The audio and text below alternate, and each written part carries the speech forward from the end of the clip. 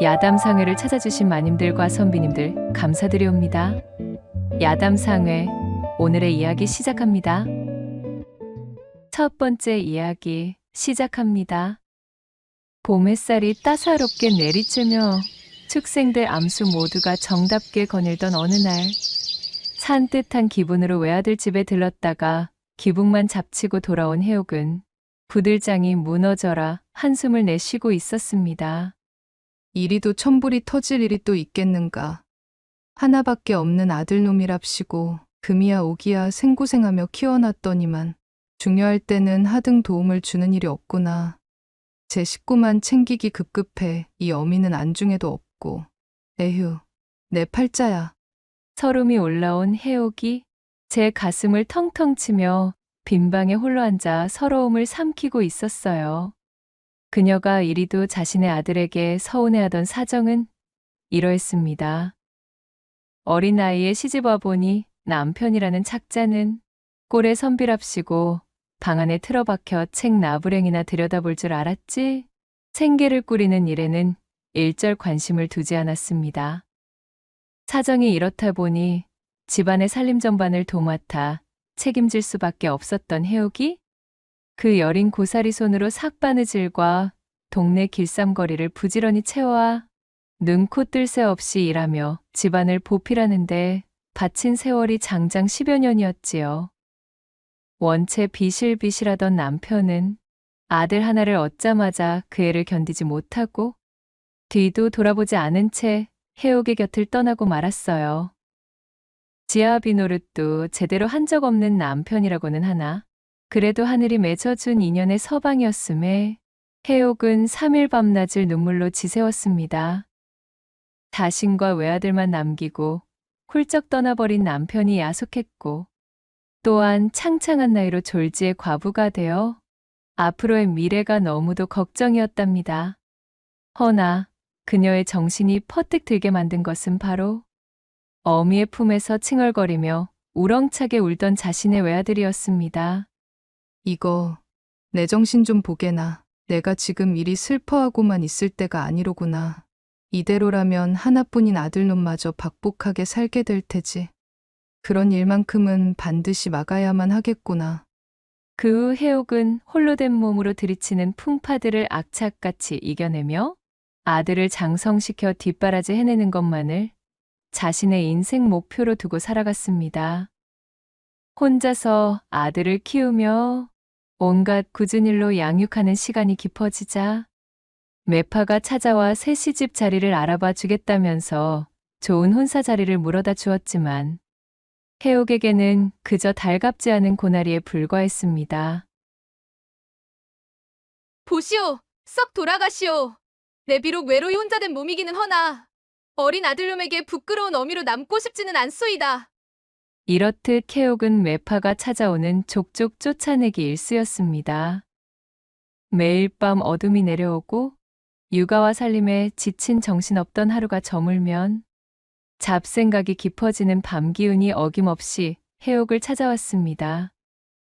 그럴 때마다 고독과 허전함의 육신이 싱숭생숭하여 이근홍씨 마냥 가슴 한켠이 뜨끈거렸지요.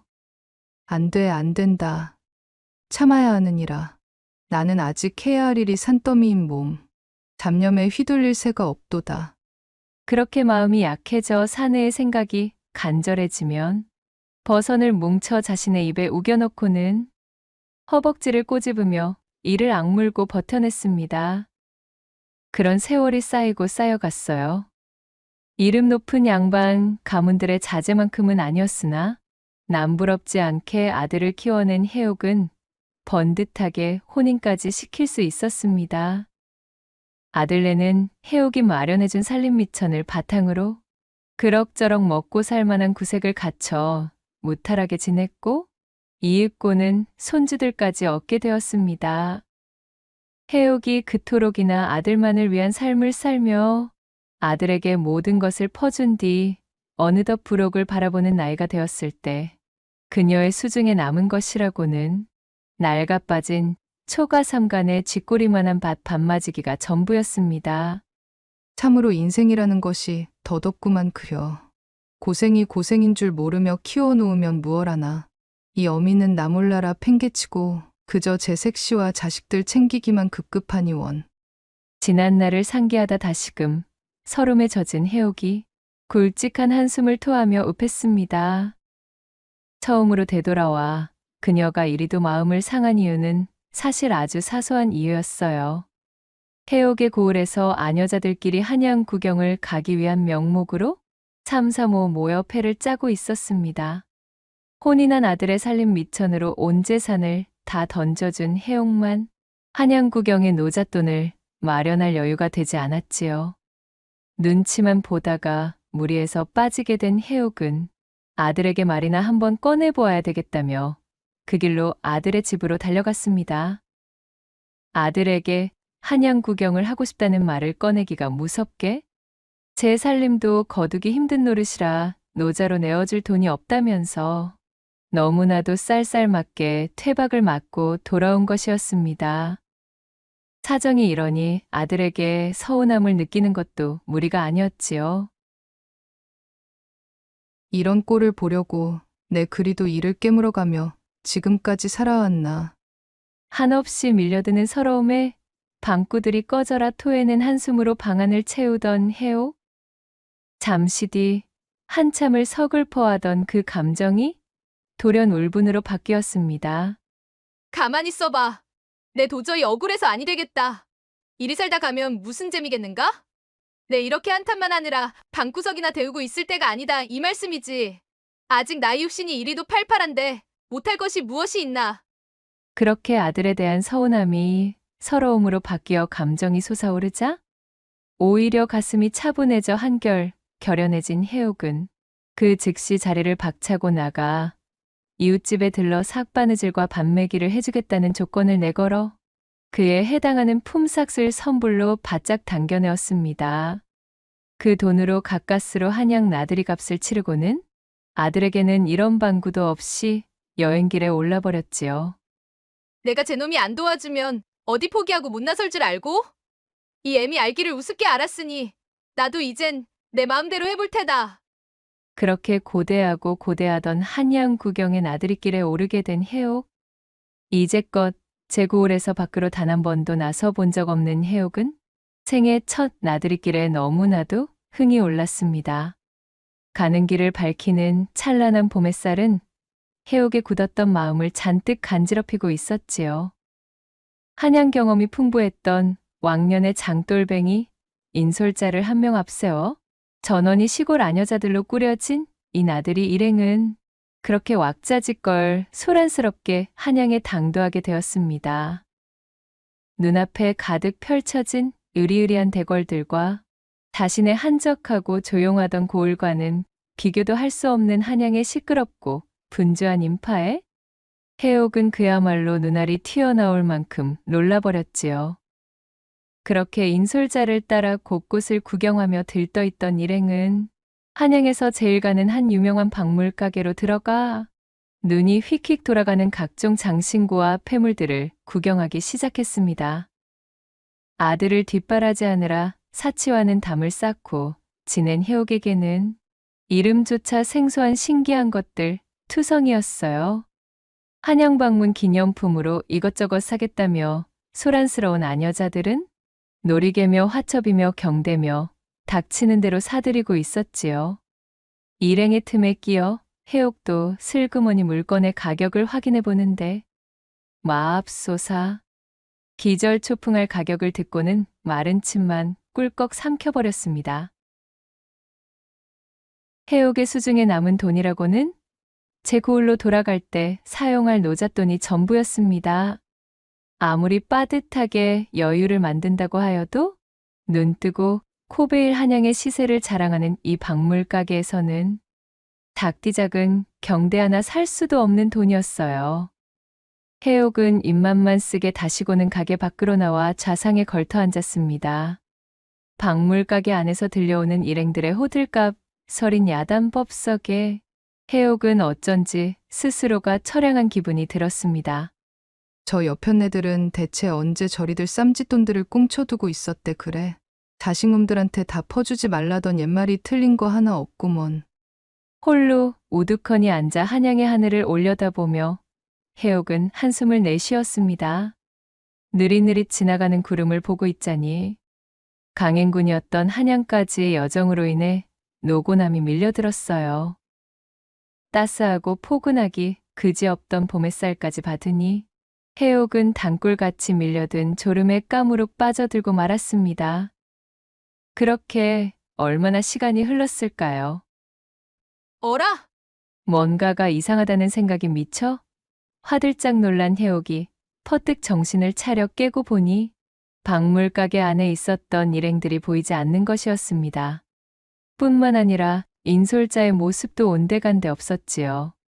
홀로 떨어져 있던 해옥의 부재를 전혀 눈치채지 못하고 자기네들끼리 다음 일정으로 이동해버린 것이었습니다. 엄마야, 이거 참으로 야단났구나. 이 일을 어쩌면 좋단 말인가. 그야말로 소스라치게 겁을 집어먹은 그녀는 저작거리를 돌아다니며 일행의 흔적을 쫓았으나 허사였습니다. 어느덧 해가 뉘엿뉘엿지는 참이었고 날이 저물기 시작하여 주변에는 어둠이 물들고 있었어요. 외톨이가 되어 놓친 일행을 찾아다니던 해옥은 먹먹함과 속상함에 피로까지 더해져 하얗게 창백해졌지요. 제고을에서만 평생을 살아온 그녀가 인솔자도 없는 넓은 한양 바닥에서 졸지에 팔자에도 없던 미아 신세가 되었으니 가슴이 철렁 내려앉고 말았답니다. 어이구, 이 바보 멍청이 같은 이라고는 그러게 무슨 부귀영화를 누려보겠다고 연고도 없는 이 한양까지 꾸역꾸역 와가지고서는 처량하고 속상한 마음에 그녀의 입에서는 습관처럼 자주 섞인 말이 터져나오고 있었습니다. 온종일을 익숙지도 않은 한양의 장터를 걸어대느라 퉁퉁 부어버린 두 다리가 너무 아파왔어요. 해옥은 세상에 홀로 남겨진 듯한 막막함에 바닥에 털썩 주저앉아 버렸지요. 깊은 한숨을 쉬며 이마에 흐른 땀을 훔치고 있는데 아니, 이게 어찌 된 일인가요? 그녀가 앉아있던 눈앞의 땅바닥에 값비싼 전대로 보이는 두툼한 주머니가 덩그러니 놓여있질 않겠어요? 어머나, 저것이 대체 무엇이야? 해옥이 다가가 그것을 주워들었습니다. 쩔렁 하며 제법 묵직한 무게의 전대가 소리를 내며 해옥의 손으로 들어왔지요. 전대를 열어 내용물을 확인해본 해옥은 말 그대로 졸도할 뻔하였습니다. 전대 속에는 그녀가 한 번에 셈하기도 어려울 정도의 금액으로 보이는 엽전이 가득 들어 있었으니까요. 모골이 송연해진 그녀는 당장 고개를 들어 제 주변을 살펴보았습니다. 모양 좋게 차려입은 한양의 행인들은 저마다 제 갈 길이 바쁜 듯 분주한 걸음으로 지나다니느라 이방인 해옥에겐 눈길조차 주지 않고 있었습니다. 그녀는 마른 침을 꿀꺽 삼키며 싸늘한 유혹에 빠졌지요. 이 돈이면 한양으로 돌아가는 노자뿐 아니라 아까 전 박물가게에서 보았던 온갖 휘황찬란한 장신구들도 살 수 있을 것만 같았어요. 아니지, 아니야. 잠시 동안 깊은 고민에 빠졌던 해옥이었지만 본디 천성이 바르고 불효와는 타협하지 않았던 몸. 그녀는 이내 생각을 고쳐먹었습니다. 내 그간 참으로 없이 살긴 했지만서도 이렇게 경우를 어기면서까지 마구잡이로 살아오지는 않았던 몸이자는가. 지금쯤 이 전대를 분실한 주인은 얼마나 가슴을 졸이고 있겠는가 말이야. 내 여기서 이럴 것이 아니라 이 전대의 주인부터 찾아주어야겠구나. 해옥은 전대를 소중히 품에 갈무리한 뒤 인근 장터의 주변을 돌아다니며 전대의 주인을 찾기 시작했습니다. 이 정도의 금액을 분실한 자라면 반드시 사색이 된 얼굴로 근방을 돌아다니며 전대를 찾는 일에 혈안이 되어 있을 테니 금방 알아볼 수 있겠다 싶었습니다. 그녀는 발이 부르트도록 일대를 샅샅이 돌며 전대의 주인을 찾기 위해 동분서주했습니다. 그렇게 열심히던 해옥이 한 젊은 선비를 만나게 된 것은 한 시즌이나 장터 곳곳을 돌아다닌 뒤였어요. 젊은 선비는 누가 봐도 넋이 나간 얼굴로 구부정히 바닥만 내려다보고 있었지요. 모양새를 보아하니 맞는 것 같기는 한데 젊은 선비에게서 어쩐지 지나칠 수 없는 이끌림을 느낀 해옥은 그에게 조심스럽게 다가가 물었습니다. 저 선비님 혹시 뭔가 잃어버리신 것이라도 있으십니까? 그러자 선비가 다 죽어가는 얼굴로 답했어요. 예, 그렇소이다. 내가 그만 돈이 잔뜩 들어있는 전대를 분실하였지 뭡니까. 오늘 중으로 중요한 셈을 치르려 준비한 돈이거늘 이것 참 난감하게 되었습니다. 선비님, 그 전대의 색상과 안에 들어있던 대략적인 금액이 어찌 되는지요? 푸른색 비단에 금실이 놓아져 있고 대충 200냥쯤 들어있는 전대요만 헌데 어찌 그러십니까? 젊은 선비가 묘사한 전대가 자신이 습득한 전대와 일치하자 해옥은 품에서 전대를 꺼내 선비에게 내밀어 보였습니다. 이것은 선비님의 전대가 맞는 듯합니다. 저 안쪽 장터의 바닥에 떨어져 있던 것을 발견하여 마침 주인을 찾기 위해 이리 돌아다니고 있던 참이지요. 하늘이 도와 겨우 주인을 찾게 되는군요. 해옥에게서 전대를 받아든 선비가 믿을 수 없다는 얼굴을 하며 깜짝 놀라 물었습니다. 아니, 그 때문에 이곳을 돌아다니셨단 말입니까? 대체 얼마나 헤매신 geb니까? 글쎄요. 잘은 모르겠으나 어림잡아 한 시즌쯤 됩니다. 이런 감사하기 그지없을 데가 있습니까? 이것의 본래 주인을 찾기 위해 그토록이나 시간을 허비하셨단 말입니까? 그리 큰일도 아닙니다. 이런 거금을 잃어버린 사람이 얼마나 속이 타겠습니까? 그러니 당연히 해야 할 일을 한 것뿐이지요. 해옥이 웃으며 대답하는 찰나 분실한 전대의 주인을 찾았다는 안도감에 잔뜩 긴장하고 있던 몸에 힘이 풀리며 바닥에 털썩 고꾸라지고 말았어요. 아니, 이보시오. 괜찮으신가요? 어쩐지 안색이 좋지 않아 보이십니다. 일행을 놓친 불안함과 한양에 홀로 고립되며 쌓인 어마어마한 긴장으로 잔뜩 움츠려 있던 해옥은 그 길로 그만 정신을 잃고 까무러치고 말았습니다. 그렇게 해옥이 정신을 잃고서 한참의 시간이 지난 뒤 기력을 차린 해옥이 눈을 뜨자 낯선 방이 들어왔습니다. 그 한쪽에 앉아 걱정스러운 표정으로 해옥을 살피고 있던 젊은 여인이 안색을 살피는 목소리로 물었습니다. 깨어나셨군요. 어찌 정신이 좀 드시는지요? 내가 어찌 이곳이 어디인지요? 안심하셔요. 이곳은 저희 집입니다. 저는 이 집의 둘째, 갑이라고 합니다. 기억이 나실는지 모르겠으나 간밤 제 오라버니께서 장터를 헤매시다 혼절하신 귀인을 모셔왔지요. 오라버니께 일련의 이야기는 들었습니다. 오라버니가 분실한 전대를 찾아주셨다면서요? 참으로 어지신 성품을 가진 분이시군요. 거듭 감사드립니다. 보아하니 한양분이 아니신 듯한데 어쩌다 그 드넓은 장터를 홀로 헤매고 계셨던 건지요? 해옥에게 예를 올린 가비는 이후로도 그녀를 극진히 간호하며 한양까지 당도하게 된 상세하고 기나긴 이야기를 차분하게 들어주었습니다. 해옥의 긴 이야기가 마무리되자 가비는 걱정스러운 표정으로 고개를 끄덕였어요. 저런 한양 바닥이 복잡하고 분벼 무척이나 고되셨을 텐데 참으로 고생이 많으셨군요. 같이 거동했다던 일행들도 참으로 야속하네요. 함께 나선 사람이 낙오되었는데도 어찌 그것을 알아차리지 못할 수가요. 오늘은 아무 걱정일랑 마시고 편히 쉬셔요. 그렇게 해옥은 친절한 가비의 융숭한 대접을 받으며 하루를 푹 쉬고 이튿날 개운하게 아침을 맞이했습니다. 해옥이 눈을 뜨자 가비와 젊은 선비가 아침상을 드리며 반갑게 인사를 건네왔지요. 일어나셨군요. 가비에게 전해 들었습니다. 저는 가영이라 합니다. 그래, 한양 나들이에 나섰다가 일이 틀어지셨다지요? 가영과 가비가 밝은 표정으로 살갑게 다가오자 한껏 긴장하고 있었던 해옥도 마음이 한결 놓이는 기분이었습니다. 세 사람이 함께 아침 식사를 나누던 중 가영이 무릎을 탁 치며 말했습니다. 가만 보니 어제 제 전대를 찾아주시느라 그리 애를 쓰셨는데 보답을 하게 해주셔야지요. 식사를 마치시는 대로 한양을 안내해드리겠습니다. 저희야 한양서 나고 자랐으니 그 매정한 인솔자보다야 한양바닥이 훤하지요.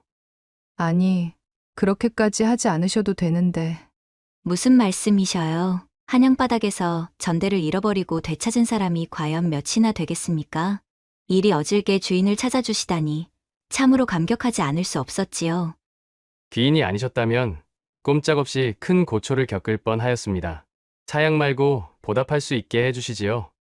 젊은 온우의 환한 웃음을 보며 둘의 성화에 이기지 못한 해옥은 어쩔 수 없이 그들의 요청에 따르기로 했습니다. 그렇게 온우의 안내를 받으면서 유랑하듯 느긋하고 천천히 맛본 한양 바닥은 참으로 어제와는 사뭇 다른 별천지였습니다.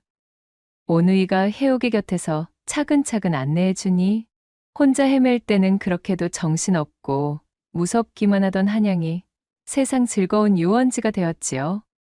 잔뜩 신이 난 해옥은 온우의 권유에 못 이기는 척 나흘간이나 그 집에 머물며 요모조모 한양 산매경에 홀딱 젖어들었습니다. 게다가 제 아들 또래의 두 온우이에게 자기 자식에게도 받아본 적 없던 살갑고 따스한 친절을 받으니 단단하게 응어리진 해옥의 가슴속 서러움이 어쩐지 누그러지는 기분이었습니다. 이 온우이들 역시도 해옥과 함께 시간을 보내보니 그녀가 자신들이 생각했던 것보다 훨씬 사려 깊고 순수한 데다가 매사 속이 깊은 어른이라는 생각에 더욱 그녀에게 성의를 보이고 싶어졌지요. 그렇게 원 없이 한양 구경을 마치고 닷새째가 되던 날, 해옥이 가비에게 말했습니다. 저기, 이제 나도 슬슬 집으로 돌아가야 할 것 같다네. 그간 내가 너무 폐를 끼친 것이 아닌가 싶어서 말일세. 어머, 그런 말씀 마셔요. 돌아가시는 편에는 인부들을 시켜 가마로 모실 터이니 염려 놓으셔도 된답니다. 아무리 그래도 이렇게 며칠씩이나 남의 집에 얹혀서 밥만 축내고 있으려니 너무 눈치가 보인다네. 차라리 식사 준비라도 내가 돕게 해주시게. 해옥의 말에 가비가 조금 고민하는 낯으로 우물쭈물 망설이더니 이내 멋쩍게 웃으며 말했습니다. 정 그러하시다면 부디 오해는 말고 들어주셔요. 오늘 밤 제가 술상을 차려드릴 테니 저희 아버님과 함께 사랑방에서 술 한잔 나눠주실 수 있으실는지요? 그 말을 들은 해옥이 크게 놀랐어요. 아니, 그게 무슨 소리인지 어찌 외간 여자가 남의 집 사랑방에 들 수가 있단 말인가. 그저 술 한잔만 나누고 나와 주시면 됩니다. 저희 아버님이 4년 전에 혼자 되시고 다른 여인도 품지 않으신 채 적적히 지내신 지가 오래입니다. 말동무를 삼을 여인조차 없던 외로운 세월이지요. 그저 이 딸 자식의 소원 한번 들어주신다 생각하시고 제발 부탁드리겠습니다. 가비가 해옥의 두 손을 꼭 쥐고 읍소했습니다. 해옥은 깊은 고민에 빠져 한참을 망설였지요. 부탁드립니다. 가비의 절절한 애원에 해옥은 마지못해 고개를 끄덕였습니다. 그리고 그날 저녁, 가비가 정성스레 차려낸 술상을 들고 해옥을 앞세워 사랑방으로 들어갔습니다. 아버님, 귀한 손님분께서 아버님께 인사 여쭈러 오셨어요. 그러자 방 안에서 서책을 읽고 있던 중년의 남성이 고개를 들고 인자한 미소를 지으며 말했습니다. 아이들에게 이야기는 많이 들었습니다. 첫째 놈의 전대를 찾아주셨다지요? 그래, 지낼 만은 하십니까? 그럼요. 덕분으로 아주 잘 지내고 있습니다. 얼떨결의 분위기에 휩쓸려 겸연쩍은 얼굴로 자리에 앉으니 그 모습을 본 가비가 잘 되었다는 듯 셀쭉 웃음을 보이며 그럼 이야기들 나누셔요. 하고는 후다닥 사랑방에서 물러갔습니다. 해가 저문 시간에 외간 남자와 사랑방에서 단둘이라니 일찍이 한 번도 해본 적 없던 행동에 해옥의 가슴이 묘하게 요동쳤습니다. 늦게 배운 도둑질이 이래서 무섭다는 거구나 하는 괴팍한 생각이 머릿속에 유영하듯 떠오르자 해옥은 고개를 가로저으며 잡념을 떨치려 애썼지요. 인사가 늦었습니다. 저는 이 집안 가장인 가택이라 합니다. 귀인의 안색을 보아하니 아무래도 우리 둘째 녀석이 조금 짓궂은 장난을 칠 모양으로 귀인께 어려운 부탁을 조른 모양입니다. 애비 혼자 오냐오냐 키웠더니 저리도 아직 천방지축입니다. 부디 너무 언짢아는 말아주시지요. 저것이 어미를 잃고서는 늘 우울하게만 지내더니 손님께 정이 많이 드러나 봅니다. 자, 귀하신 손님이시니 제가 먼저 한 잔 드리겠습니다. 그렇게 가택의 잔을 받아든 해옥은 곁눈질로 그의 얼굴을 흘끔 바라보았습니다. 가택은 제법 근사하게 나이가 들어 단단한 기품이 엿보이는 사내였지요. 사내와 술잔을 기울이는 자리라니 실로 오래간만에 느껴보는 경험에 해옥은 별것 아닌 일임에도 양쪽 뺨이 달아오르는 것을 느꼈습니다. 자신에게도 아직 이러한 소녀 같은 감성이 남아있음을 깨닫고 적지 않게 놀랐어요. 그렇게 화기애애한 분위기 속에 주거니 받거니 술잔이 오고 가며 분위기가 무르익었지요. 가택은 해옥의 말 한마디 한마디를 경청하면서도 술 기운을 빌어 지저분한 농이나 건네는 따위에 품위를 해치는 언사를 꺼내지 않았어요. 존중받고 있다는 기분이 들었던 해옥은 그런 가택에게 점점 호감을 느끼기 시작했어요. 마치 사랑방 안으로 신묘한 기운이 흐르는 것만 같은 아찔한 간지러움과도 비슷한 감정이었지요. 저녁나절 들어갔던 사랑방에서 깊은 밤이 될 때까지 시간 가는 줄을 몰랐습니다. 어느새 술상 위에 호리병이 모두 동이 났고 해옥의 뺨은 이미 익을 대로 익어 봄꽃처럼 화사하게 달아올라 있었습니다. 가택 역시도 살며시 풀린 동공 너머로 눈웃음이 흐르던 차였지요. 어머, 내 정신 좀 봐. 시간이 벌써 일이 된 줄도 모르고. 이제 그만 일어나야겠어요. 알딸딸한 술기운에 비틀대던 해옥이 자리에서 벌떡 일어서다 다리에 힘이 풀려 술상에 발이 걸리고 말았습니다. 풀썩 보기 좋게 가택의 무릎 위로 엎어져 버린 해옥은 솟아치게 놀라버렸지요. 초면의 사내 앞에서 이 무슨 꼴사나온 추태인가 싶어진 그녀가 황급히 사과하며 일어서려 손을 짚는데 하필이면 가택의 고간 한가운데를 한치의 틀림도 없이 짚어버린 것이 아니겠어요. 순간적으로 일어난 일에 가택이 당황하여 몸을 빼면서도 놀란 해옥이 쓰러지지 않게 잡아주었고 그런 정신이 혼미한 와중에도 해옥의 팔에 느껴지던 가택의 소나기 힘에는 해옥이 그간 오래도 잊고 살았던 사내의 단단한 완력이 한껏 숨어 있었습니다. 아, 그러니까 그럼 편히 쉬셔요. 생각지도 않게 웃지 못할 사태가 벌어지자 몹시 부끄러워져 어쩔 줄을 모른 채 해옥은 도망치듯 사랑방을 빠져나와 버렸습니다. 그리고는 우두커니 방문 앞에 선 채로 자신의 몸을 지탱했던 가택의 소나기를 떠올렸습니다. 한치의 흔들림도 없던 그 강직함이라니 손끝으로 느껴졌던 감각으로 보건대 필시 예사의 사내가 아님을 그녀는 익히 알 수 있었지요. 내가 미쳤지. 망측하기 싫이. 내 머리가 어찌 된 겐가? 이리도 발칙한 생각을 다 하고 있다니 말이야.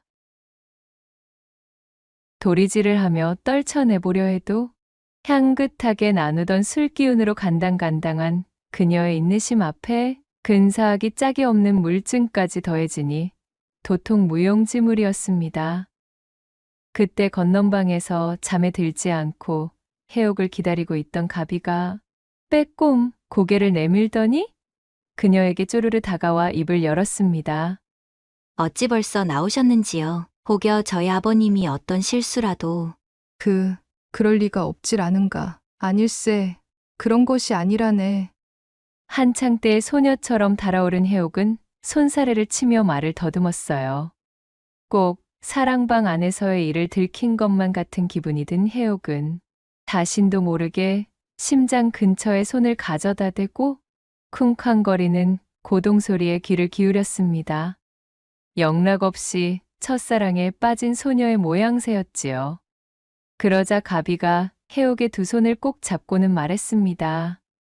갑작스럽다고 느끼실 수도 있고 참으로 염치 없는 말이오나 부디 어머님이라고 부르게 해주실 순 없을지요. 당혹스러우시겠지만 요 며칠 듣고 지켜본 바 저희 아버님의 혼처로 거론되던 그 어떤 아녀자들보다도 성품이 곱고 강인하신 분 같습니다. 부디 제 뜻을 곡해하지 마시고 저희 아버님의 새 반려가 되어주실 수는 없으실까요? 이복에나 그것이 그리 간단히 정할 수 있는 것이 아닌 것을 잘 알고 있지 않소. 나로 말하자면 일단은 아들 내외도 있는 몸이고 아들에게는 한양으로 나들이를 나간다는 말조차 꺼내지 않아. 지금쯤 없어진 어미 때문에 걱정이 한가득일 것이라네. 그러니 오늘 처음 본 초면이 사내와 합가 여부를 결정 본다는 것이 어디 쉽게 확약할 일이겠는가. 오늘 처음 본 초면의 사내라는 대목을 입 밖에 내던 해옥은 그 초면의 사내와 방금까지 묘한 기류를 뿜어내던 자신의 모습이 떠올라 두 뺨이 할 일 없이 붉게 물들어가고 있었지요. 가비는 간절한 눈빛이 되어 한 발짝 물러나며 말했습니다.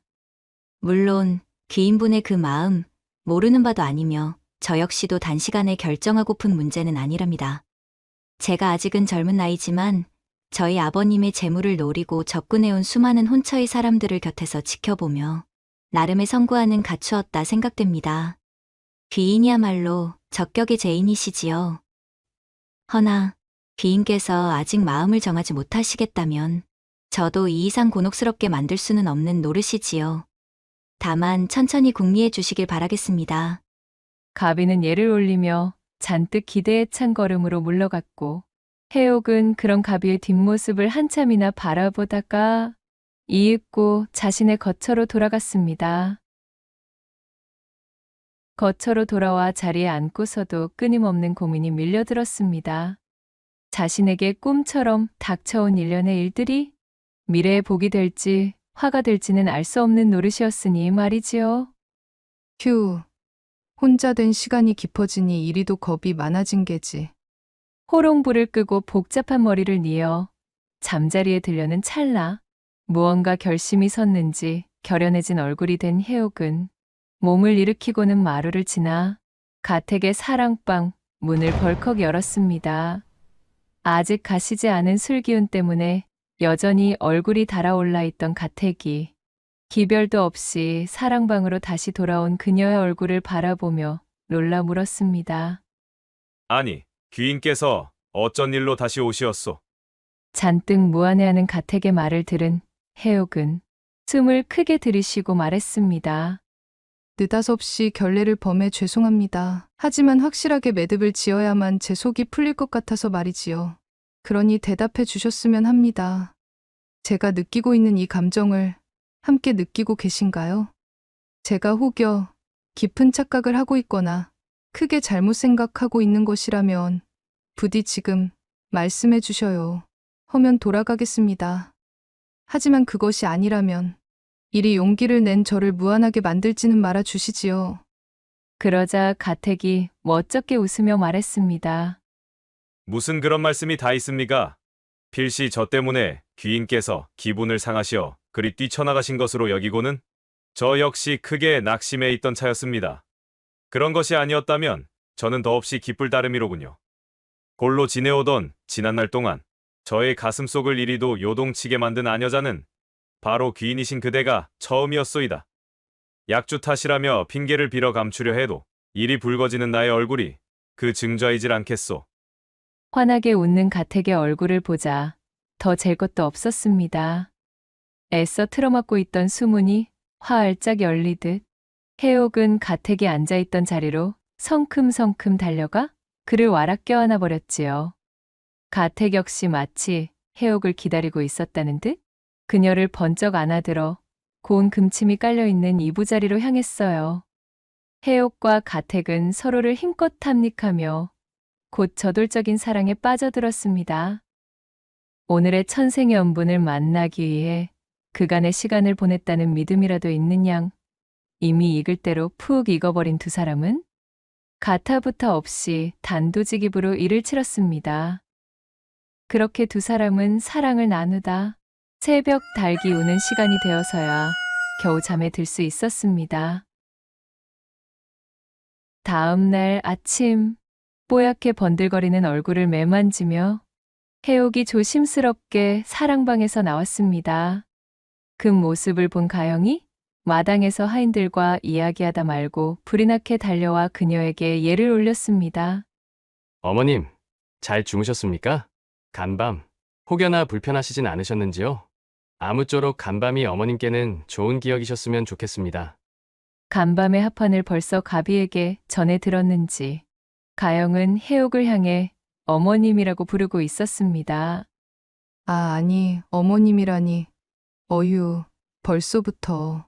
그 바람에 조금 낯이 간지러워진 해옥이 얼굴을 붉히며 중얼거리고는 신방에서 나온 새색시 마냥 고개를 끄덕였어요. 이제 말씀 편히 낮추세요. 곧 정식으로 두 분의 혼례 준비를 진행토록 하겠습니다. 아버님과도 합방을 하신 분이신데 자식들인 저희를 높여 부르심은 법도에 맞질 않습니다. 차근차근 단추를 맞추어 나갈 터이니 어머니께서는 걱정 마시고 편히 지내주세요. 살갑게 대해주는 가영의 태도가 너무도 기뻤지만 해옥은 줄곧 마음에 걸리는 것이 있었습니다. 저기, 그런데 말일세. 혼례를 치르기 전에 나의 집에 한번 다녀와야 하겠네. 내 아무래도 합가 전에 아들을 한번 만나봐야 마음이 편히 잡힐 것 같아서 말이야. 아직 그 어떤 이런 방구도 없이 한양으로 오고 나서 시간이 이리 흘렀으니 아마 아들놈이 내 걱정을 하느라 잠을 이루지 못하고 있을 게야. 아, 그야 물론입니다. 바로 채비토록 하지요. 내 지금에서야 말하는 것이지만 그간 융숭한 대접을 해주어 참으로 고마웠다네. 자네뿐 아니라 가비아 씨에게도 얼마나 고마운지 모른다네.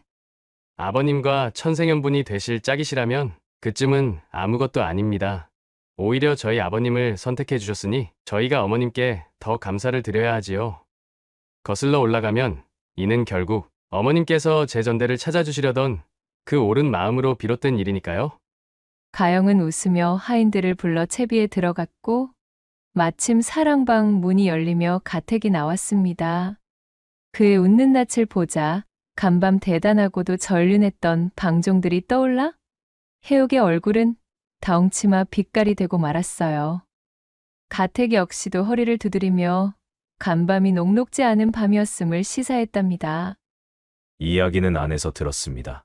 때마침 가시는 여정의 인근지에 저도 볼 일이 있으니 저와 함께 나서시지요. 길동무가 있으면 더욱 낫지 않겠습니까? 이것이 얼마 만에 느껴보는 외롭지 않게 시작하는 하루인지 해옥은 가슴 벅찬 뜨거움에 마음이 날아갈 듯 하였습니다. 물론입니다. 그래 주신다면 더없이 감사하지요. 이렇게 가택과 함께 귀한 길에 오른 해옥은 한양을 향해 고독한 걸음을 옮겼던 지난 때를 추억하며 웃음이 새어나왔습니다. 사람의 연이라는 것이 이렇게나 신기합니다. 한양으로 첫걸음을 떼었을 때에는 이런 만남이 기다리고 있을 줄은 상상도 못하였답니다. 그것은 저도 마찬가지입니다. 당신을 만나기 전에는 그저 방 안에 틀어박혀 호라비 냄새나 풀풀 풍겨대고 있던 재미없는 사내였을 뿐이지요. 그날 밤 함께 들었던 술이 합헌주가 될 것이라고는 내 미처 생각치 못했다. 들구경이며 꽃구경이며 봄내음 물씬한 길을 사내와 단둘이 정답게 가려니 해옥의 얼굴에도 미소꽃이 한박 피어 올랐습니다. 그렇게 웃고 떠들며 여행을 즐기니 천리길도 한 걸음이라 어느새 아들 내외의 집까지 당도한 해옥이었지요. 그녀는 대문 밖에서 아들을 부르려다 말고 멈칫하고 말았습니다.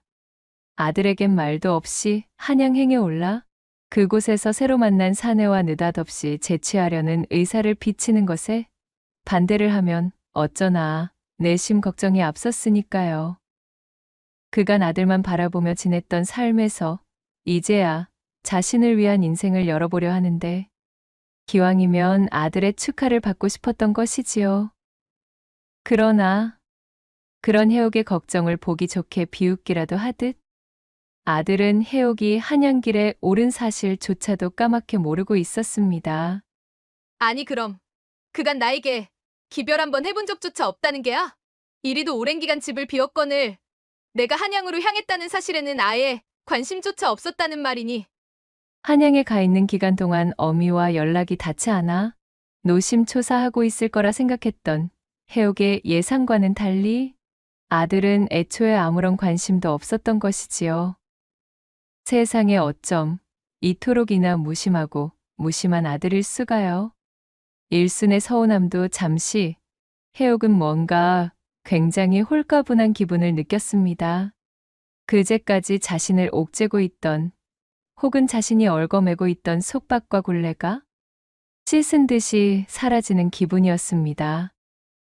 해옥이 한결 가벼워진 표정을 지으며 아들에게 조곤조곤 말했어요.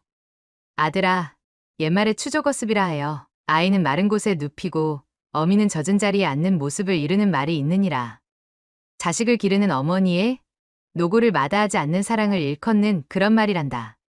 그간 우리 곁을 떠난 남편의 몫까지 홀몸으로 너를 번듯이 키워야 한다는 강박에 빠져 그만 너를 잘못 키워버린 듯 하구나. 오늘부로 너는 너대로, 나는 나대로 그렇게 살자꾸나 아들아. 천륜으로 맺은 인연이라 하여도 봄날 하루 기묘하게 얽힌 꿈 같은 순간의 찰나 인연보다 그 깊이가 얕기도 한 법임을 내 지금에서야 뼈저리게 느끼게 되었구나. 이젠 나도 더 이상은 너에게 되지도 않는 서운함을 느끼며 그렇게 전전긍긍하지 않을 터이니 각자의 인생을 멋지게 살아내는 것으로 천륜의 인연을 지키면 되지 싶다. 몸 건강히 잘 지내도록 하여라, 아들아. 아들의 무심한 태도를 보고 마지막 일말의 미련마저도 깔끔하게 털어낼 수 있게 된 해옥은 아들을 향해 이같이 선언하고는 그 길로 아들의 집을 나와 가택과 합가하는 것에 확신을 가지게 되었습니다. 해옥을 따라 나섰던 가택의 볼일도 모두 정리를 마치게 되었고 어느덧 날은 저물어 하루 묵을 곳이 필요했습니다. 하인이 알아봐준 주막에 당도하여 여독도 풀 겸 방에 들어섰지요. 주모가 푸짐하게 만들어 온 술상을 받고서는 노곤해진 몸으로 서로를 바라본 해옥과 가택. 그간 아들에 대한 묘한 죄책감으로 몸을 사리던 해옥에게 이제는 거리낄 것이 없었습니다. 그럼 저기 서방님, 엊그제의 밤을 이어서 계속할까요?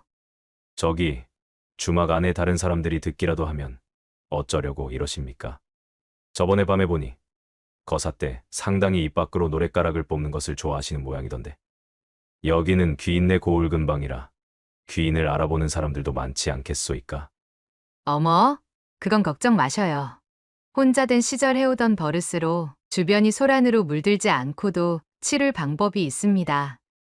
해옥은 자신의 짐 보따리 속에서 깔끔하게 빨아둔 버선 한 겹을 꺼내 공 모양으로 돌돌 뭉쳤어요. 두툼하게 공처럼 말린 그것을 입안 가득 물고는 가택에게 눈짓을 하였지요. 그리하여 주막은 마치 선선한 봄날씨에 군불이라도 화활할 지펴넣은 듯 한여름과도 같은 열기를 뿜어내기 시작했습니다. 이후로 한양으로 돌아간 해옥과 가택은 자식들인 가영과 가비의 지극한 효도를 받으며 혼례를 올리게 되었습니다. 한양 유명 천석군 집안이 재취에 들어 집안의 웃음꽃이 끊이질 않는다는 풍문이 산 넘고 물 건너 이웃 고을에까지 무성하게 퍼질 지경이었어요. 그리하여 두 사람은 남은 여생을 함께 지내며 서로를 돕고 위하는 나날들로 채우면서 행복한 세월을 꾸려나갔다는 후문이 옵니다. 두 번째 이야기 시작합니다. 옛날 옛적의 조선 북촌의 한 고을 뼈대 있는 집안에서 맏딸로 태어난 열비라는 이름의 여식이 있었습니다. 그녀는 성장하면서 단아한 품행과 어진 마음씨로 주변 모든 사람들의 사랑을 받으며 무럭무럭 자라났지요. 오랜 기간 자식이 없었던 그녀의 부모님은 그녀를 각별히 아끼며 애지중지하였습니다. 어려서부터 예법과 학문을 가르쳤고 열비 또한 총명하여 일찍이 그를 깨우치고 또한 시와 그림에 능통해졌습니다. 사람들은 그런 열비를 보며 그녀의 미래가 탄탄대로이리라 입을 모아 말하곤 했어요. 하지만 불행은 소리도 없이 찾아왔습니다. 그녀가 12살 되던 해 한양나들이에서 돌아오던 부모님이 갑작스레 화적대를 만나 그만 세상을 떠나고 말았던 것이지요. 준비도 없이 맞이한 부모님의 부재는 끔찍한 악몽과도 같았고, 아직 어린 열비가 견디기에는 매일매일이 고통이었습니다. 부모님이 남긴 유산은 있었으나 일가 친척들이 그것을 탐내어 집안에 조금씩 발을 들이기 시작했지요. 그들의 손길은 점점 뻗어나가 집안의 재산을 잠식해갔고, 대를 이을 아들이 없던 집안의 유산은 그렇게 열비가 손을 쓸 틈도 없이 순식간에 사라져버렸습니다. 부모님을 잃은 슬픔 속에서 혼자가 된 열비는 믿었던 친척들마저 등을 돌리자 더욱 고립감을 느꼈습니다. 재산을 탐낼 때까지만 하더라도 친절히 다가왔던 친척들은 더 이상 수탈할 재산이 없어진 열비를 그저 귀찮은 존재로 여기며 멀리했지요. 열비가 의지할 사람이라고는 자신이 태어나면서부터 오랜 세월을 함께했던 유모뿐이었습니다. 유모는 열비를 제 자식처럼 아끼며 이제는 얼마 남아있지도 않은 재산으로 살림을 꾸려나갔습니다. 그러나 시간이 지날수록 유모 역시 나이가 들어 몸이 쇠약해졌지요. 유모는 항상 열비에 대한 걱정뿐이었습니다. 아씨, 누가 뭐라고 하든 이 험한 세상에선 그저 어떻게든 살아남는 것이 최고이며 또한 그것이 효도임을 잊지 마셔요. 아씨의 부모님께서 그것을 가장 원하실 거구먼요. 참말로 제가 끝까지 아씨를 보필하며 살아야 하는데 남겨질 아씨 걱정에 제가 눈이라도 편히 감을라나 모르겠습니다. 그게 무슨 말이야, 유모. 알겠어. 알겠으니까 그런 쓸쓸한 소리는 다시 입 밖에 꺼내지 말아줘. 유모의 말에 열비는 굳게 입술을 깨물며 다그쳤습니다. 그리고 얼마 지나지 않아 마지막까지 자신을 돌봐주던 유모마저 눈을 감게 되었고, 하인들이 모두 떠난 텅 빈 집에 남은 열비를 찾아온 고독은 감히 그 크기를 짐작할 수조차 없는 것이었습니다. 부모님이 물려주신 유일한 재산이던 집마저 다른 이의 손으로 넘어갈 처지가 되자 그녀는 혼자가 된 자신을 지키기 위해 힘겨운 선택을 해야만 했습니다. 유모의 말대로 이대로 무너질 수 없는 노릇이지. 어떻게든 반드시 살아보이겠어. 열비는 결국 퇴기 출신이던 유모와의 연이 닿아있던 권번에 자신의 몸을 의탁하기로 마음먹었습니다. 비로소 기녀의 길을 걷기로 작정한 것이지요. 권번으로 들어간 열비는 한시를 짓는 법, 악기를 다루는 법, 그림을 그리고 다듬는 법 등 다양한 예술을 익혀나갔습니다. 점점 자신의 지적 재능과 감각을 갈고 닦은 열비는 그곳에서 자신의 숨겨져 있던 예인적 재능을 꽃 피울 수 있었지요. 열비는 마음 한켠 깊은 곳에 부모님과 유모에 대한 그리움을 간직한 채 그렇게 권번에서 차곡차곡 시문과 음곡, 습자, 가무, 예의 등을 익혀나갔습니다.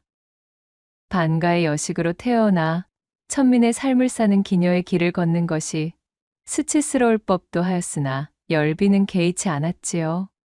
어려서부터 홀로 견디며 버텨야 했던 아픔이 서려 있어서였을까요?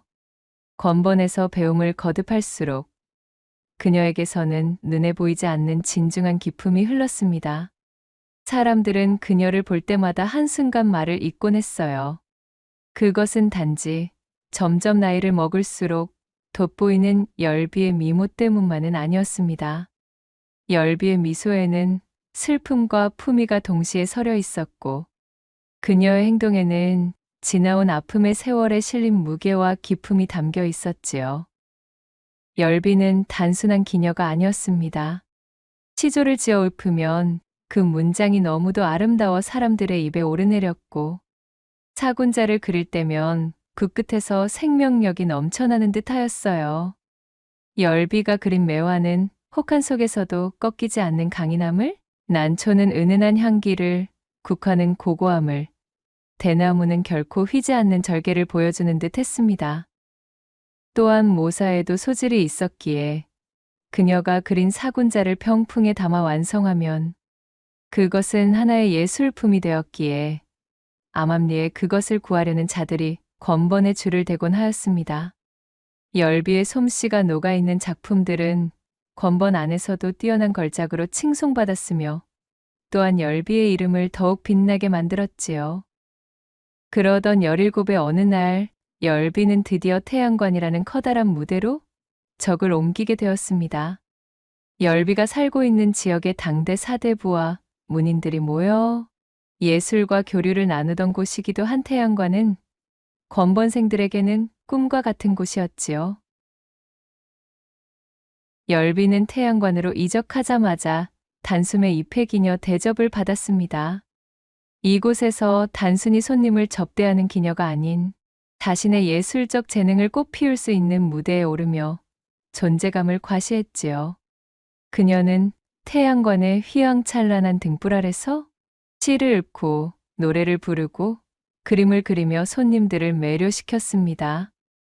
열비가 태양관에 발을 들인 지 얼마 되지 않아 삽시간에 그 명성이 장안 곳곳으로 퍼져나갔습니다. 열비의 시와 그림, 그리고 비밀스러운 아픔을 간직한 듯한 그윽한 미모는 태양관을 왕래하는 많은 사내들의 마음을 사로잡았어요. 그들은 소문이 무성하던 열비를 보기 위해 먼 길을 마다하지 않고 찾아왔고 그녀를 보려는 손님들로 인해 태양관은 문전성시를 이루었습니다. 그녀의 이름은 곧 태양관의 기세와 동요가 되었고 그녀와 한마디라도 나누어 보려는 이들로 끝없는 줄이 이어져 새치기뿐 아니라 그 자리를 맡아주는 대리업까지 성행할 지경이었어요. 젊은 한량들은 물론 이름난 문인들과 상단을 운영하는 상인들까지 앞다투어 태양관을 찾았지요. 해가 가면 갈수록 열비의 유명세와 함께 과연 누가 저 도도한 열비의 머리를 얹을 것인가가 장안의 최대 화제가 되었습니다. 열비에게 구애를 하려던 무사내들은 값비싼 선물을 보내거나 아름다운 시를 써 그녀의 마음을 사로잡으려 애썼지만 열비는 결코 쉽게 마음을 열지 않았습니다.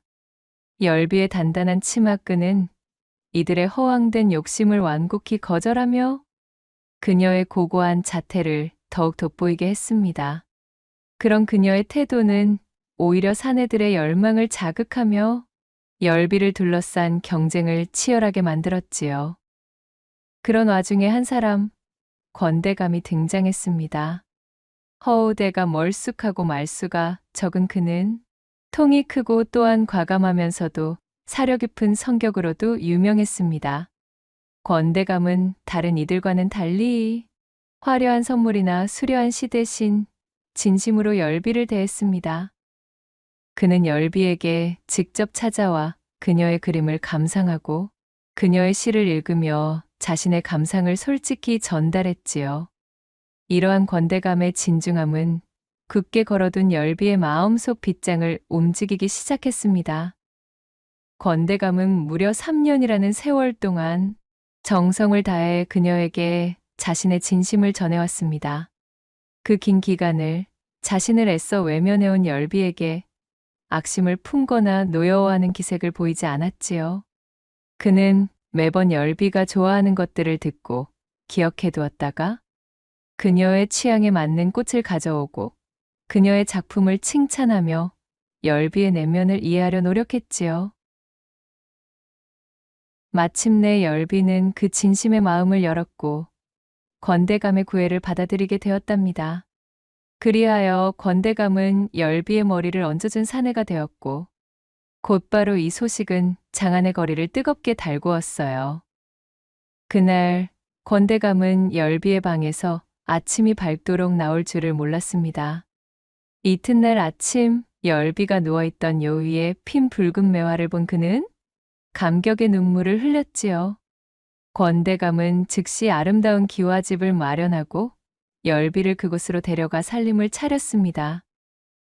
열비는 그 출신이 비록 기녀였지만 늘 단정하고 조신한 태도로 문밖 출입을 삼가며 살림을 꾸렸습니다. 아침이면 해가 뜨기도 전에 일어나 집안 곳곳을 정리하고 정갈한 차림으로 권대감을 맞이했지요. 부인, 이리도 일찍부터 일어나 집안을 돌보실 필요가 없습니다. 아래 것들에게 맡기시고 눈을 좀 더 붙이세요.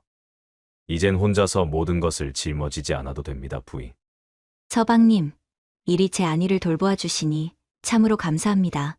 허나 제가 좋아서 하는 일인걸요.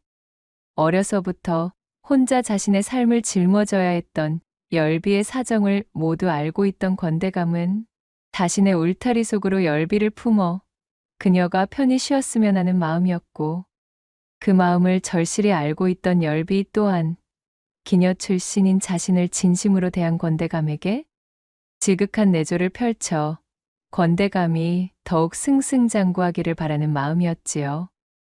권대감이 경무에 지쳐 안색이라도 좋지 않은 날에는 열비는 자신의 시조로 권대감을 웃음 짓게 하였고, 또한 가무를 펼쳐 그의 지친 마음을 위로해 주었습니다. 권번에 들어선 이후 줄곧 가지고 있던 외로움을 해갈해 준 권대감에게 열비는 열과 성을 다한 내조에 몰두했습니다. 담벼락 너머에서는 웃음소리만이 흘러나왔고, 저작거리에서는 연일 권대감을 지극히 섬기는 열비에 대한 칭찬이 자자했습니다. 권대감 역시 열비의 따뜻한 손길과 세심한 배려에 매일 감사함을 느꼈어요. 권대감이 관아에서 늦게 돌아오는 날이면 열비가 대문 앞에서 등불을 들고 기다렸고, 돌아온 권대감은 열비를 껴안아주며 애정을 과시했지요. 참으로 서방님, 보는 눈도 많은데 어찌 이러십니까? 소첩, 얼굴이 새빨갛게 달아오르는 것을 보려고 이러시지요? 하인들이 본다며 부끄러워하는 열비에게 대감은 웃으며 말했습니다. 나라는 무뚝뚝한 사내를 이리 바꿀 수 있다는 것이 나조차도 신기하오. 이젠 그러한 것은 아무 상관도 없소이다, 부이. 보면 좀 어떻소이까? 이리도 좋기만 한거려. 살림에 지쳐 피곤한 그녀의 얼굴을 보면 권대감은 말없이 그녀의 어깨를 주물러주곤 했습니다. 이러한 두 사람의 사랑은 서로에게 커다란 위로가 되었고, 부부의 사이를 더욱 깊게 만들어 주었지요. 열비는 단지 권대감만을 위해 헌신한 것이 아니었습니다. 집안에서 일하는 하인들과 소작농들에게도 늘 친절하고 너그럽게 대했습니다. 하인들은 그녀의 따뜻한 마음에 깊은 감명을 받았고, 누구 하나 제 주인인 안방마님에 대해 악심을 품는 자가 없었습니다. 그녀는 하인들의 몸이 좋지 않거나 어려운 일이 있을 때마다 직접 찾아가 위로하고 필요한 도움을 아끼지 않았어요. 이처럼 열비는 집안의 안주인으로서 완벽히 자리 잡았습니다. 그녀의 지혜롭고 품위 있는 태도는 권대감의 사회적 입지를 높이는 데에도 커다란 도움이 되었습니다. 관아의 동료들이나 이웃들이 권대감의 집을 방문할 때마다 그들은 열비의 환대와 세련된 접대에 감탄하며 칭찬을 아끼지 않았습니다. 이런 평판은 권대감의 체면을 더욱 빛내주었고, 그로 인해 그는 집안에서도 바깥에서도 늘 자랑스럽게 제 부인인 열비에 대한 이야기로 입을 쉬지 않곤 하였어요. 그러나 열비는 결코 자신을 내세우지 않았습니다. 그녀는 언제나 겸손하게 행동하며 자신의 위치를 지켰지요. 열비의 가장 큰 바람은 권대감의 안녕과 평안이었고, 자신은 그 곁에서 조용히 기쁨을 나누는 것이었습니다. 권대감과 맺어진 이후 그녀는 처음으로 자신의 과거를 후회하거나 슬퍼하지 않았습니다. 오히려 그 과거가 자신을 지금의 자리에 있게 해주었다 생각하며 하루하루를 감사하는 마음으로 살아갔습니다. 열비는 곧 예쁜 딸을 낳았고, 이 아이는 권대감의 마음을 사로잡아 그의 사랑을 한몸에 받았어요. 그녀는 딸이 자신의 과거를 넘어 보다 안정된 삶을 살기를 기원하며 날마다 정성을 다해 그녀를 돌보았습니다. 권대감 역시 열비와 딸을 위해 모든 것을 아끼지 않았고, 그들의 집은 언제나 화목한 웃음으로 가득했답니다. 호사다마라고 했던가요? 중종 14년 조광조 등 신진사림이 훈구, 재상들에 의해 축출되어 많은 자들이 죽거나 기양을 가게 된 기묘사화로 조정에서는 연일 피가 튀기 시작했습니다. 평소 입바른 소리로 조정해서 눈엣 가시였던 권대감 역시 사화에 휩쓸려 머나먼 청산도로 유배를 가게 되었지요. 대문 밖에서는 포졸들의 거친 고함 소리가 들려왔고 그는 포졸들에게 묶인 채 속절없이 끌려나갔어요. 열비는 딸을 부둥켜 안고 포졸들을 막아서며 결단코 안 된다 외쳤으나 부인, 그러지 마시오. 부디 부인의 몸을 잘 돌보시오. 내 걱정일랑 말고 우리 딸을 잘 부탁하오. 라며 자신을 만류하는 남편의 말에 털썩 주저앉고 말았습니다. 남겨질 열비와 자신의 딸을 생각하는 권대감의 마음은 이미 천갈래로 찢기고 있었으나 하마터면 집안 전체가 휘말려 멸문당할 위험에서 겨우 벗어나 자신만 귀양을 가는 것으로 끝났으니 더는 이를 키우고 싶지 않았던 권대감이었습니다. 열비의 가슴은 억장이 무너지듯 아파왔어요. 그렇게 권대감이 끌려간 대문 앞에 홀로 남은 열비는 온몸에 힘이 빠져 하염없이 그 자리에 주저앉아 있었습니다. 딸은 열비의 품에서 울음을 터뜨렸고 그녀는 딸을 꼭 껴안으며 안간힘을 다해 눈물을 삼켰지요. 그러나 열비의 떨리는 손가락만은 그 슬픔을 감추지 못하고 있었습니다. 열비는 속으로 굳게 다짐했어요. 자신의 남편이 돌아올 때까지 어떤 시련이 닥치더라도 딸과 함께 반드시 살아남아야 한다고. 자신에게 소중한 삶을 선물한 지아비 권대감과 또한 자신의 딸이 해맑은 웃음을 지을 수 있도록 열비는 자신을 단단히 다잡아야 했습니다. 청산도로 유배를 간 권대감의 소식은 멀고도 드물게 들려왔습니다. 그는 험한 바다를 건너 외진섬에서 고된 생활을 이어가고 있다는 풍문이었지요.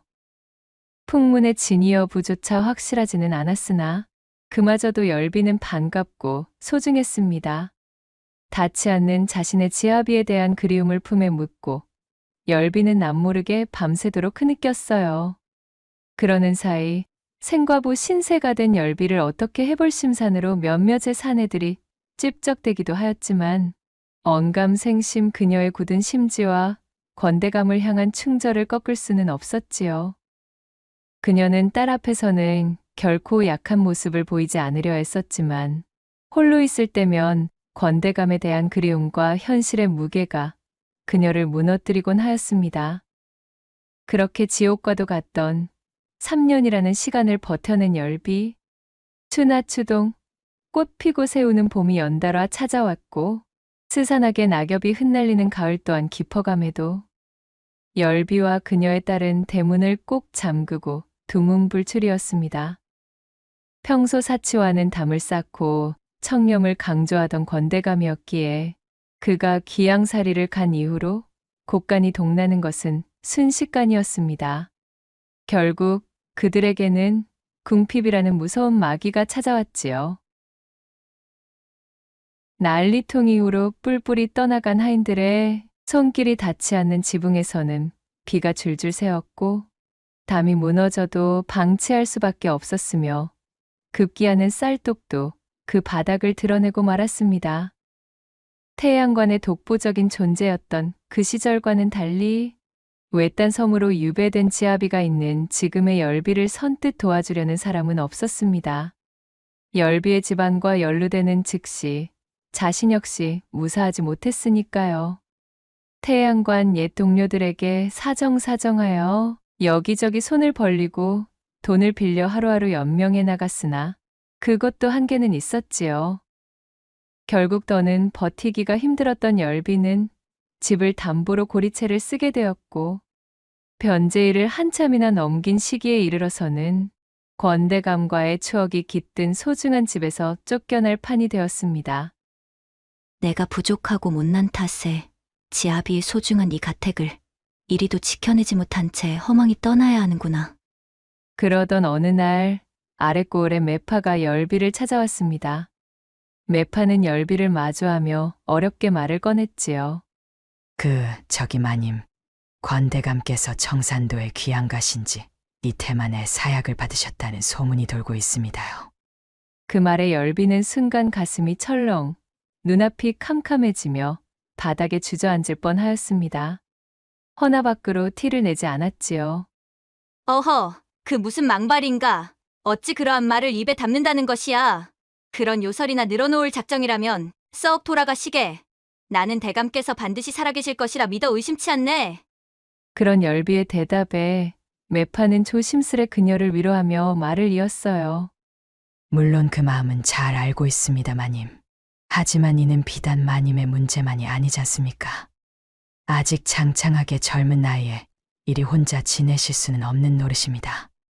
마님만의 문제가 아니라 애기 씨의 안위도 돌보셔야만 하지요. 대감께서 기양살이를 가셨어도 마님께서 관노가 되지 않은 것 또한 어찌 보면 다 이러한 하늘의 뜻이 있기 때문이 아닐런지요. 때마침 좋은 혼처가 있으니 한번 생각이나 해보십시오. 서촌에 사는 김판서 대기신데 상처하신 호랍이시고 인품도 두말할 필요 없이 훌륭합니다요. 그 이후로도 매파의 설득은 사흘 밤낮 끝없이 이어졌습니다. 거기에 더해 가세가 더욱 기울어 딸의 허기마저 달래주지 못할 지경까지 이르자 열비는 하는 수 없이 매파와 함께 김판서를 만나게 되었지요. 김판서는 중후한 외모와 점잖은 태도를 지닌 인물로 처음부터 열비를 존중하며 대화를 이어나갔습니다. 하지만 열비는 자신의 마음속 무거운 짐을 덜어내지 못한 채였어요. 한참의 이야기가 오고 가고 열비는 결심한 듯 입을 열었습니다. 소첩이 비록 궁핍에 지쳐 일부 종사를 지키지 못하는 신세가 되었지만 감히 청컨대 이것 하나만은 부디 약조해 주십시오. 만약 훗날이라도 권대감님께서 살아서 돌아오신다면 소첩은 그 즉시 모든 것을 미련 없이 내려놓고 권대감님께 돌아갈 것입니다. 허해 주실 수 있으십니까? 김판서는 잠시 깊은 생각에 잠겼다가 고개를 끄덕이며 대답했습니다. 나는 저작거리 왈패 따위가 아닙니다. 네, 그대의 이야기는 건너 참으로 많이도 들어왔기에 오히려 그 절개와 정절에 반해 이 혼담을 밀어붙였다오. 좋소이다. 그리하겠습니다. 천지신명께 맹세코 약속하리라. 그의 목소리에는 그릇이 큰 사내의 확고한 뜻이 담겨 있었습니다.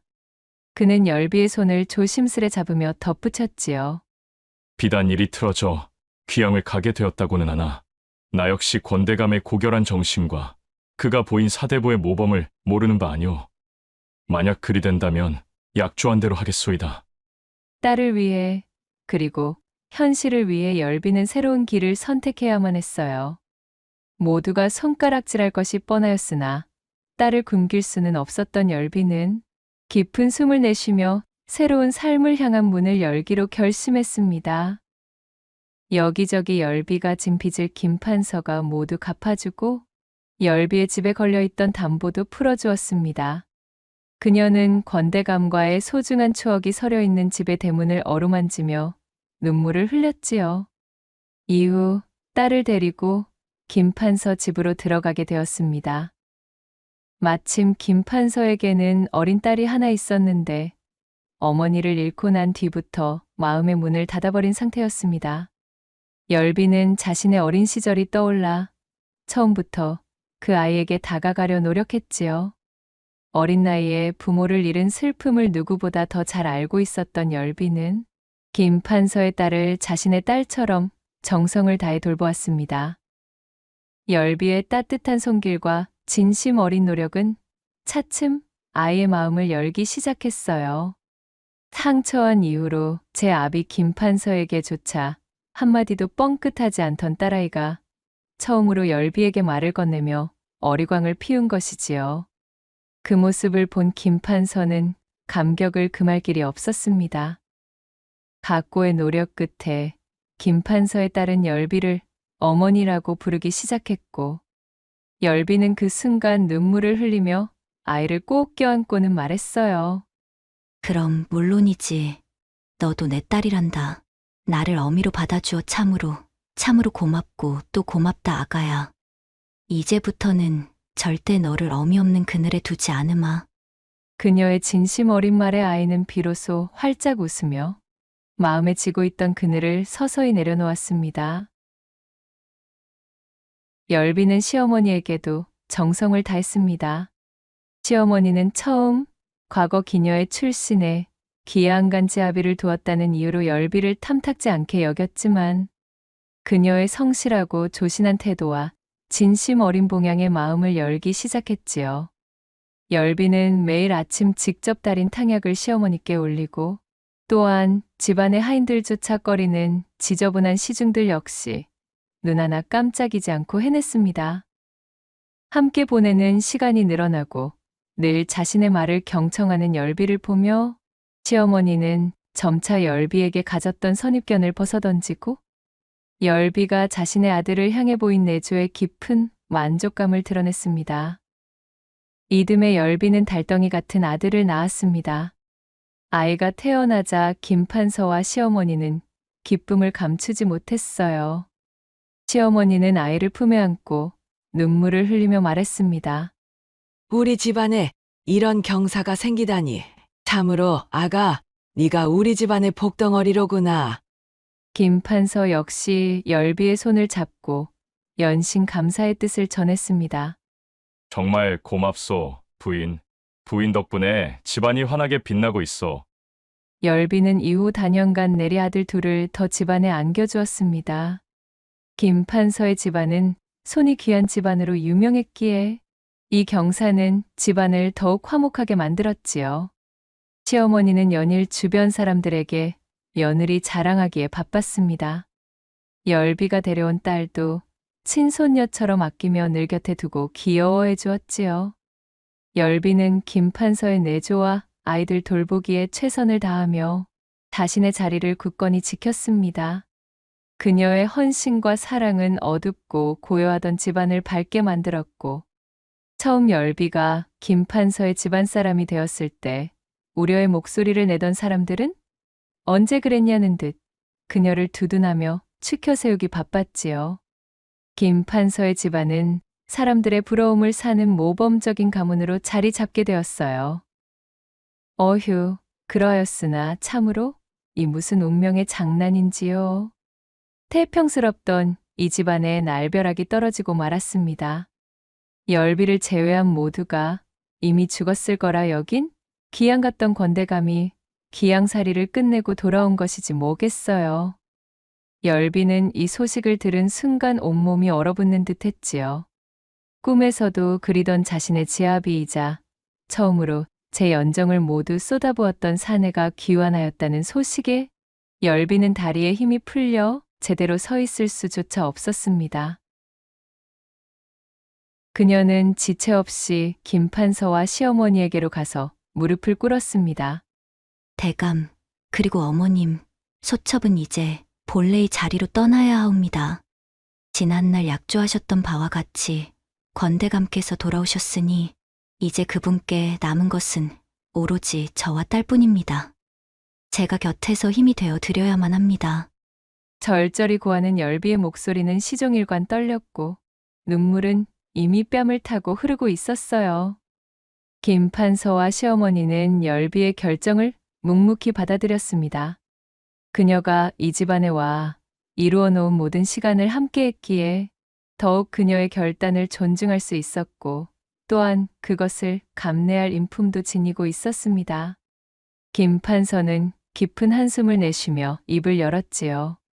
당신과 함께한 시간은 내게도 큰 행복이었소. 당신의 선택을 내 존중하리다.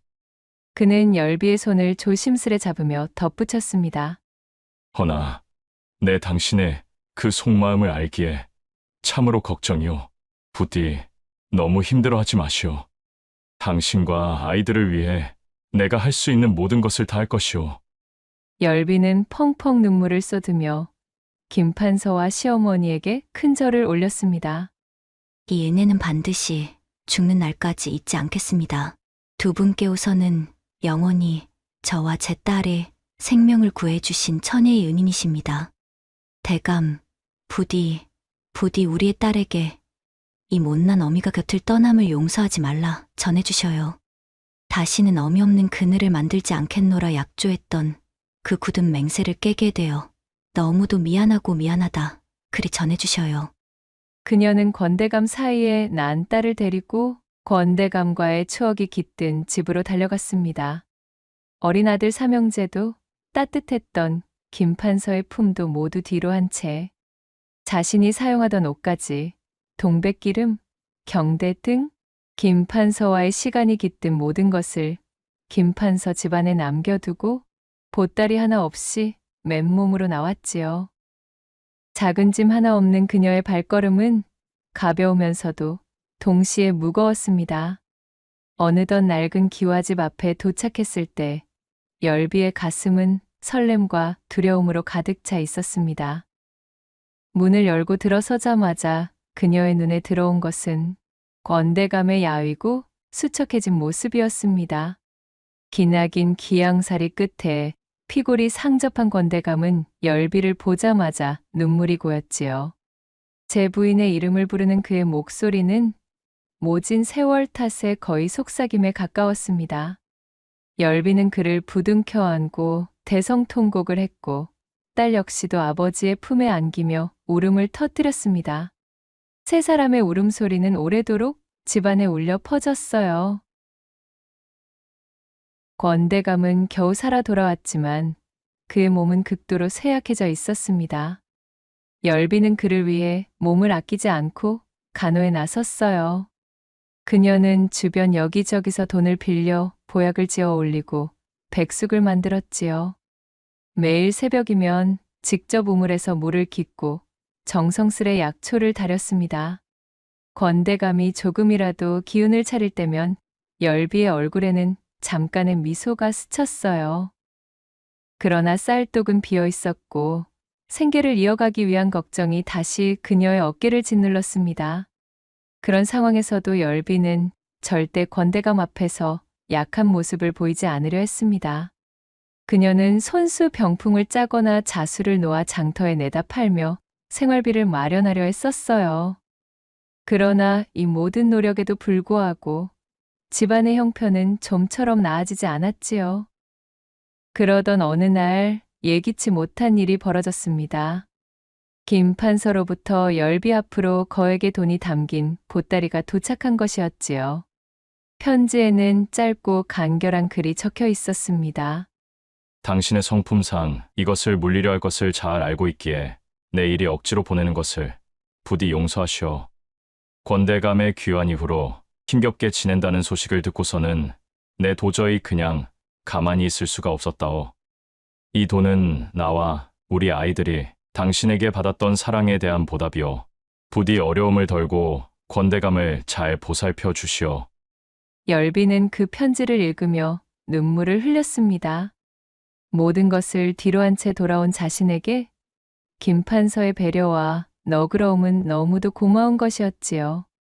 열비는 다시 한번 김판서에게 큰 절을 올리는 심정으로 그에게 감사의 마음을 전했습니다. 큰돈이 든 보따리를 본 권대감이 놀라며 물었습니다. 아니, 부인, 이 돈이 다 무엇입니까? 열비는 권대감에게 기양을 간 이후 벌어진 그간의 모든 일을 거짓없이 고했습니다. 권대감은 침통한 표정으로 자신의 아내가 해주는 이야기를 묵묵히 들었지요. 소첩은 일부 종사의 맹약을 저버리고 서방님께서 귀양을 가 계신 사이 다른 사내의 집안에 드나든 못난 계집입니다.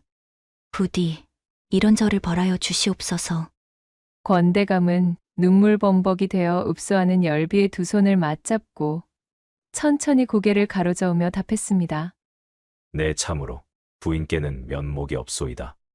또한 김판서의 배려에도 두말할 것 없는 고마움을 느끼게 되는군요. 그간 혼자서 이 얼마나 고생이 많으셨소이까.